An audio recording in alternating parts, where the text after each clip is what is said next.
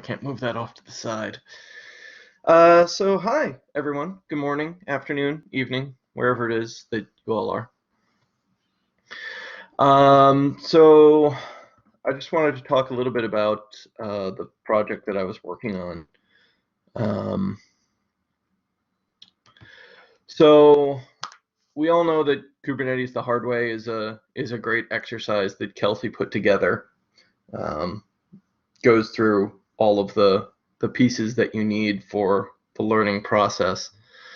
However, when I dug into it, I don't know if the rest of you all felt the same way, but when I dug into it, I found it ended up in practice being very heavy on both G-Cloud commands and also being very heavy on what ended up being cut and paste. And I found that even though I could have typed it, it was written so sufficiently well that there wasn't really room for things to go horribly awry, unless you got some typos. But if you were cutting and pasting, like most people probably were, that I ended up with going through and quite frankly, I think not learning as much as I could have learned on my own. So what I wanted to do was take the same process that Kelsey had gone through and adapt it into a local virtualized environment, so that I got two benefits out of it. One was so that things could go wrong, because when things go wrong, that's when we learn the most. And also so that I could work on it locally, sitting on a train or wherever. So I didn't have to worry about having access to Google Cloud. I didn't have to worry about running out of credits so that I would pay for the environment. I wanted to be able to do it over and over again on my own local environment. So what I did, very simply, was I went through and started systematically taking the labs that Kelsey had put together and adapted them one at a time for the environment that I was going to use. Now, first things first, I had to have a set of servers to run this on. So I used VirtualBox for my environment. There's actually 4 systems that I have making this up right now. I broke out etcd from running on the kube master, which is how it's written in Kubernetes the hard way, and gave etcd its own node. I also condensed the environment so that instead of running 3 masters and 3 workers, and I suppose that would also have been 3 etcd nodes, because these are all running on a single physical box, I wanted to save space and save on RAM. So I did just one of each. So 1 etcd node, 1 master node, 1 worker node. I have a couple extras kicking around that I was using just for general testing purposes. The other issue that I ran into, however, when building this up in a VM environment was the networking. So doing this inside VirtualBox, there's a few different options for networking. Let's go take a quick look at them. For how you want to break out the systems to be able to communicate with each other and with the outside world. Now, that was actually kind of a trick, because getting them to communicate with each other easily and with the outside world there's only a couple of ways that this lines up. The easiest way to line them all up was just to give them all a bridged adapter. However, in giving them a bridged adapter, meaning that they were all just live networked to the front side of my network interface, whether that was my wireless, whether I was plugged in, whatever it happened to be, was that changed depending on the status that my laptop was in. So since I didn't want to have to go through and change IP ranges on the fly for things like the Kube master, I realized that the bridged adapter wasn't going to be a good fit for this sort of portable environment. Some of the natting networks, these give some other interesting options, but when all was said and done, in going through this, I figured that the best way to actually handle this was to keep them on a completely static network, which exists in VBOX on the host-only adapter, and just give them hard-coded IP addresses. Well, it didn't give me any access to the outside world. So in addition to them being on their own, effectively internal switch, I downloaded a copy of, there's a project called Untangle. I'm sure you could just build your own with BSD or whatever if you wanted to build your own router. But what this gives me is the ability to isolate all the networking into this single box. So it has a secondary adapter that exists on the host-only network, so that its IP never changes, and it acts as the gateway for all the other virtual machines, giving me a malleable front-side network without having to change the IP addressing of the individual machines. So I couldn't do it with just 3 easily. I had to add this 4th box just to handle the networking. I used Untangle just because if you use the ISO, when you go through the installation, it already is configured to act as a router, and I know that it's free. It's a pretty straightforward, easy to set up system. It's actually really powerful if you happen to use it in other contexts. It's got like mail filtering and virus scanning and all sorts of other interesting things. But I just disabled all of those, and I'm using it solely as a router. So that's my infrastructure layout in order to get to this environment. So I've got the nodes, and where did I start? So there's a couple other changes that happened here.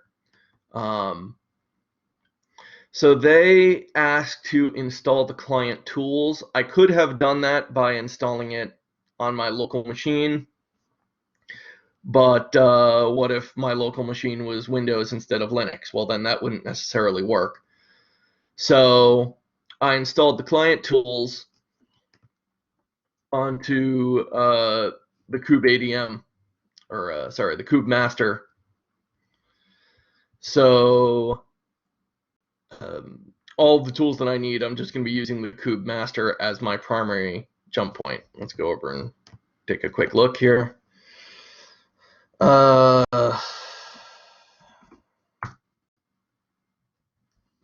can log into all 3 of these nodes while I'm here.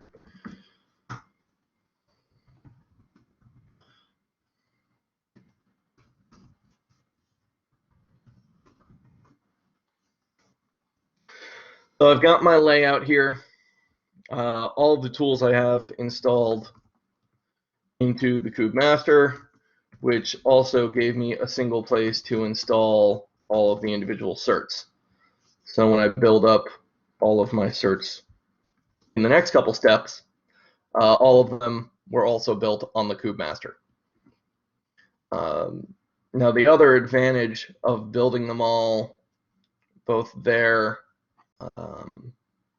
building them on the Kube master, also meant that once I got to a point where I said, okay, this is I want to stop at step 5, I had the option of exporting these machines, which I've done, and saving them as OVAs, so that if I wanted to pick up in step, I think I have them actually saved at like step 7 or 8.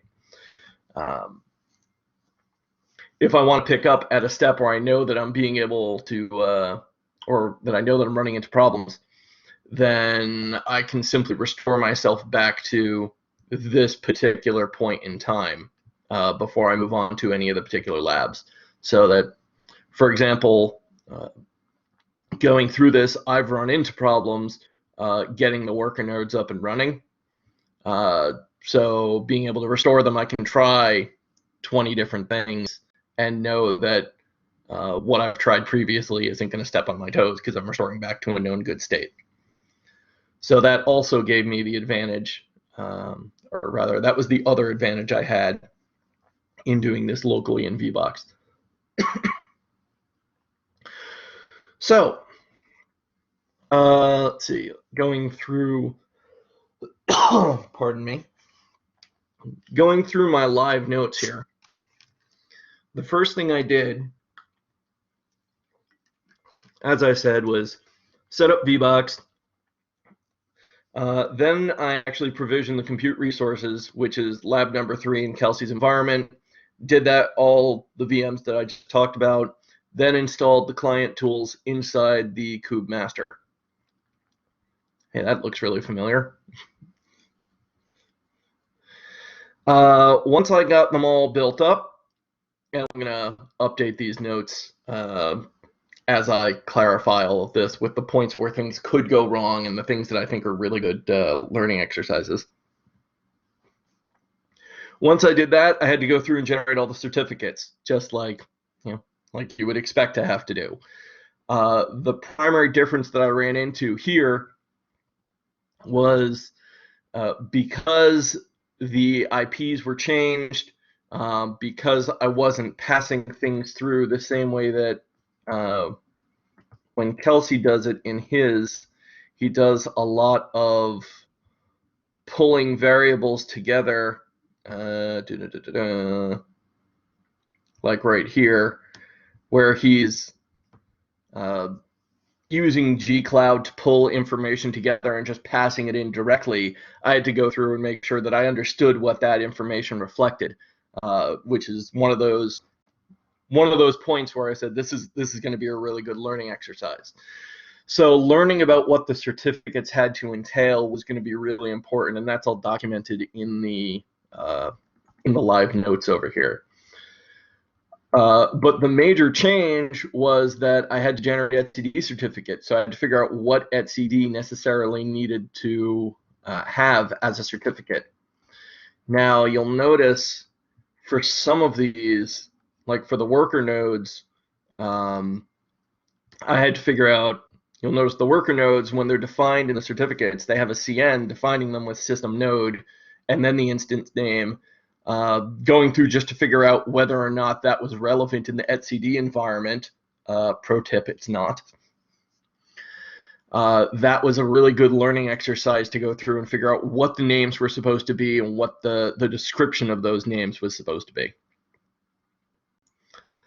Everybody still with me? I haven't lost anybody? Still broadcasting? I haven't looked back over here recently. Oh.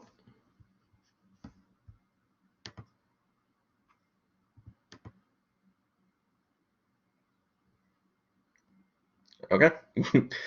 Seems like everybody's still there.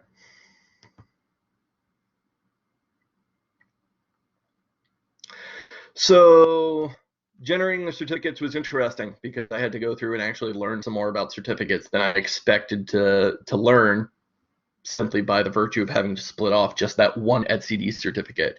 The other thing was, for example, down here in generating the API certificate, learning what each of these host names was representing, and where all the information was being pulled from, and making sure that I had my list correct.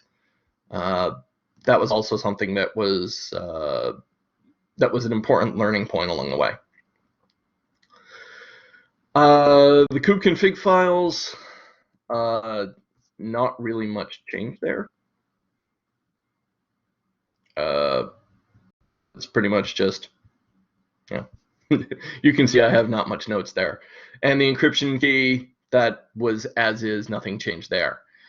Bootstrapping the etcd cluster changed a little bit because I was using an external etcd node. So now instead of pointing everything to an internal local environment on the kube master or on all of the kube masters, I just had to make sure that I had the service descriptions and later on the kube API service description also had to be modified to make sure that whatever I was pointing to was actually pointing to the right place. It was pretty straightforward, and it's documented here as well. Bootstrapping the control plane. Any questions so far, by the way? All things fine, thank you. Okay, good. I take care about the chat. Sorry, what was that? I take about the questions, possible questions in chat and tell you. Oh, great. Thank you. Okay. So from there, where are we? We're up to bootstrapping the Kubernetes control plane. And again, I've just been following along with the live notes that Kelsey has generated. Bootstrapping the control plane. So most of this was, again, in that same manner of, okay, if I'm standing up a separate etcd server, which pieces need to change, which keys do I need to use, making sure that I just keep everything consistent. And quite frankly, a lot of this was just going through and reading the documentation on the API server.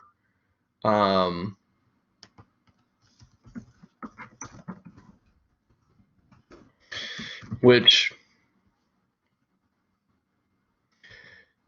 just a matter of going through and familiarizing myself with all the options for the API server service to be running in order to make sure that all of this was running correctly. That, I think, was probably the biggest learning point and the biggest takeaway from this particular instance, from this particular piece of the project, I should say. Let's see.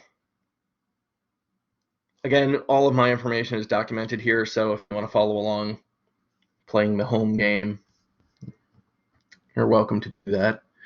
So I got through, got Kube API up and running. That got me to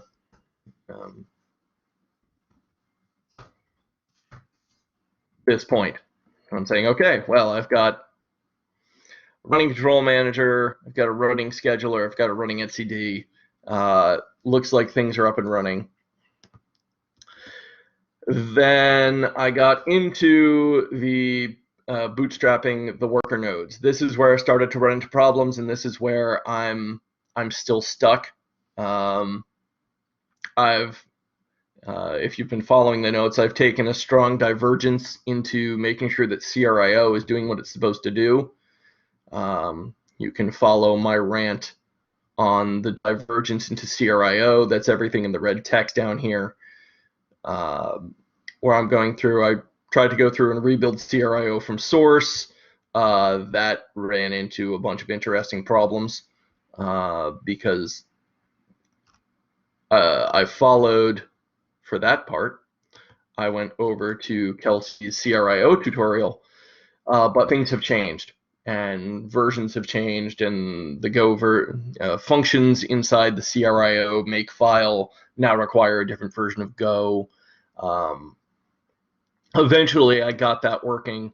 You might have noticed I stood up an entire CRIO test just to debug what CRIO was doing. But when all is said and done, it appears that CRIO is actually working correctly. However, when I go into my into my worker node. Well, as you can see, nothing is actually showing up in kube control. So that's the part that I'm still currently debugging at. And as I said, if anybody wants to follow along and help me try and figure this out, I think that is where I'm currently stuck. We've gotten up to the point where the same way that I had to go through the kube documentation for the kube API, I've also had to go through the kubelet and kube proxy documentation to make sure that everything was running correctly. There were a couple things that, according to the documentation, according to the way Kelsey has it set up, there are a couple of flags in here. And let me see if I can find which one it is. I think it's require kube config. I believe it's this one, that this is a deprecated, come on, you can do this. This is a deprecated flag and no longer valid. So in going through and pulling what I needed, I found that this did not work. A couple other issues that I ran into were specifically around the deployment of attaching at cryo as the container runtime. I've had problems getting the socket to exist in the first place, and then had problems again with getting the socket to attach. But up until that point, everything else has worked fairly well. And quite frankly, going through the process and debugging it at each step of the way, I ran into some problems generating keys. I ran into some problems getting etcd up and running. I ran into some problems getting the control plane running in the first place. And a lot of that was just coordinating and making sure that, as it was written, it wasn't going to be exactly the same that it was in my environment. So figuring out what those differences were and making sure that all those flags set correctly, that I think has been the most valuable learning experience out of this whole process. So that's where I am now. I've successfully ranted for half an hour. Thank you very much. Amazing. One question regarding kubectl get nodes. In which namespace are you looking for? In the default namespace?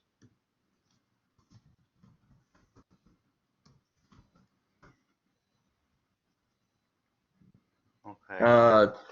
I don't know where it is looking. That's a good question and something that I should dig into. It's a get profile, maybe? Wrong? No. Where to get my default namespace from. That would be. If you say kubectl describe nodes.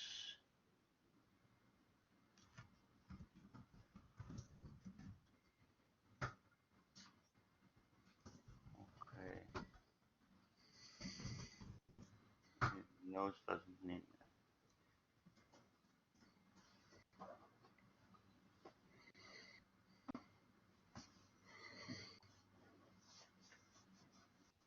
Okay, that's a point where we can dig into together with you. So my plan was to take your effort and try it on OpenStack machines. Okay. Okay. I went yesterday to Kelsey's Kubernetes The Hard Way for the first time. got me 4 hours on Google Cloud Platform. Learned a lot. It's very complex, and I'm very excited about what you're doing there, and how we can contribute to your work and work together with you to get the whole thing up and running. It's a very nice and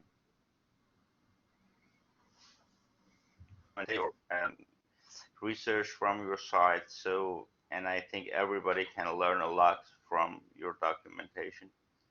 And Thank you. thank you very much again for the great work. You're welcome. So, good. Any question from other lovely guys here in chat for you? And also, if anybody wants to get in on this and help contribute, I could delegate some help into the document as well if anybody is seriously interested in contributing. Yes, thank you very much.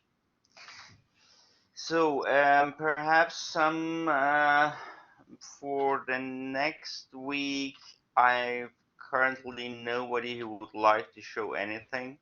So I'm not sure. Perhaps